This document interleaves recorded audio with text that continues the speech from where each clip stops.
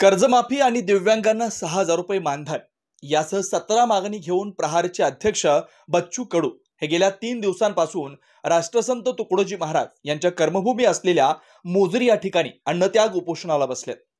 सरकार जोपर्यंत शेतकऱ्यांची कर्जमाफी, दिव्यांगांना 6,000 रुपये मानधन, युवकांना रोजगार यासह 17 मागण्यांची दखल घेणार नाही तोपर्यंत अन्नत्याग उपोषण सुरूच राहणार असा ठाम निर्धार बच्चू कडू यांनी घेतलेला आहे। तर दुसरीकडे बच्चू कडूंच्या समर्थनार्थ चांदूर बाजार तहसील कार्यालयावर शेतकरी प्रहार कार्यकर्त्यांनी मुंडन करत तीव्र आंदोलन सुरू केलंय व पूर्णा नदी पात्रात प्रहार कार्यकर्ते व शेतकऱ्यांनी सरकार विरोधी घोषणाबाजी करत जलसमाधी आंदोलन सुद्धा सुरू केलंय। आंदोलनाचे जसजसे दिवस वाढतायत तसतसे महाराष्ट्राच्या विविध भागांमध्ये आता प्रहार कार्यकर्ते व शेतकरी आक्रमक होताना पाहायला मिळत आहे। त्यामुळे आता या गंभीर आंदोलनाची दखल राज्य सरकार घेणार का हे सुद्धा पाहणं महत्त्वाचं ठरणार आहे। काय झालं त्यासोबत? माग काहीच नाही दादा, म्हणजे वल्लाला लेकर पोषण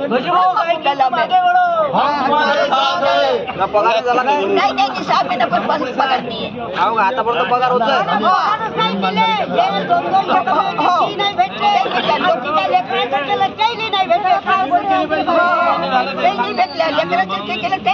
किती दिवस झाले पगार नाही झाला? माझे 6 महिने झाले, लेकर 3 महिने झाले।